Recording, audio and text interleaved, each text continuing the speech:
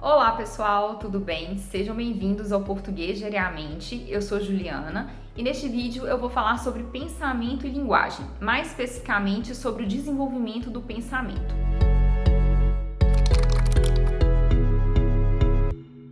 Bom, a gente sabe que esses dois elementos participam de um processo de comunicação e a verdade é que eles precisam ser bem olhados, ambos. Por quê?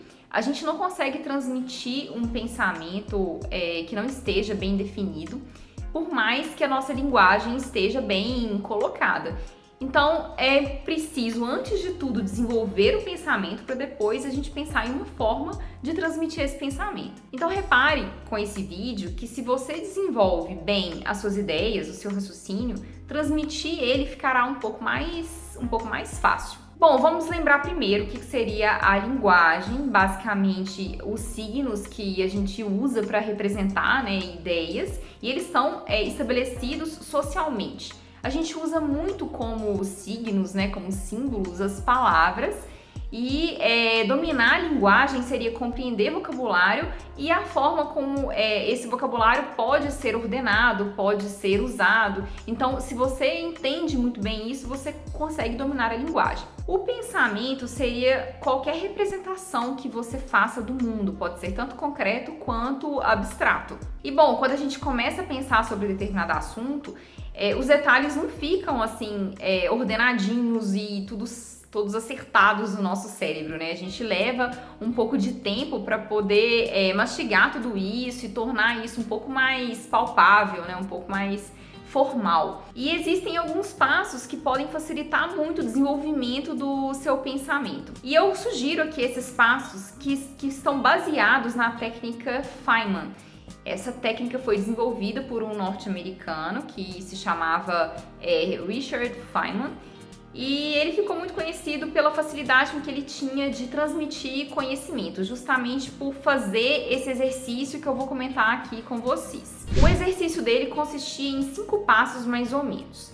Então, para começar, você seleciona um assunto, de preferência que esse assunto não seja tão amplo, porque lidar com um assunto muito amplo pode te deixar aí um pouco perdido, porque são muitas informações, às vezes vinculado à mesma coisa. Quando você seleciona o assunto que você vai pensar sobre, que você vai desenvolver um raciocínio, você coleta informações sobre ele. E aí, por meio dessas informações, você consegue criar tópicos. Esses tópicos podem ser tanto relacionados a coisas que você já sabia, quanto a coisas que você descobriu. Então, primeiro passo, escolher o assunto.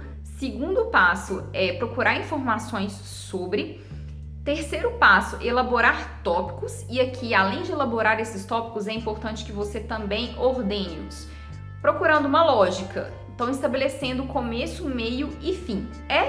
Esses tópicos vão te permitir ir para o quarto passo, que seria elaborar uma explicação sobre aquele assunto. Então, você vai explicar para si mesmo ou vai imaginar uma pessoa que vai te ouvir.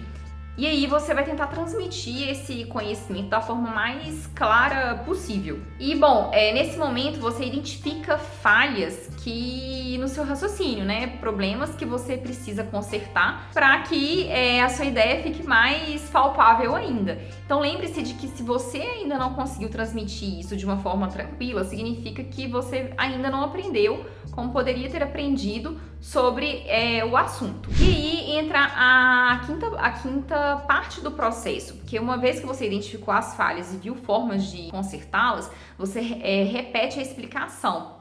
E dessa forma você faz até que você se sinta seguro sobre alguma coisa. Bom, isso te ajuda muito a desenvolver então o seu raciocínio. E lembrando que nesse processo você pode ter aí 2 problemas. O primeiro deles está voltado para o assunto, Então, o assunto tá um pouco, enfim, nebuloso e tal, e você resolve isso como?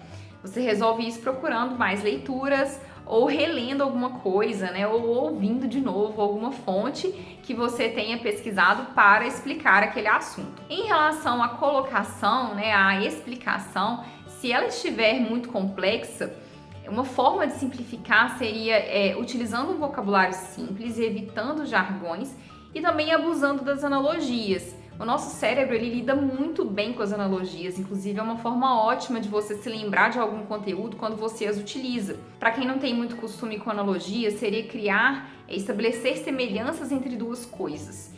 Então vamos supor, quando você diz, nossa, conversar com fulano é o mesmo que pisar em ovos. Então aqui você está relacionando duas situações, né? Conversar com uma pessoa e a situação pisar em ovos. Então elas têm aí alguma relação, então você ressaltou isso nessa sua fala. Isso é estabelecer uma analogia. E pode ter certeza que você vai se lembrar com muito mais tranquilidade daquele assunto quando você faz essas associações, né, entre aquela informação e alguma outra coisa que você já domine.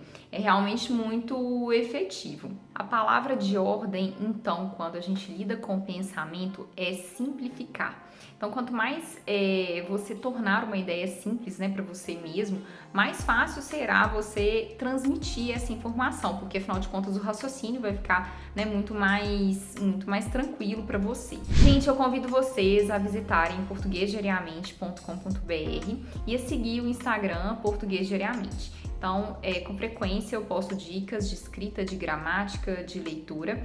Então, acho que é um conteúdo que poderia ajudar muito vocês. Por favor, curtam o vídeo, compartilhem, comentem. Obrigada por estarem aqui e vejo vocês no próximo vídeo. Tchau, tchau!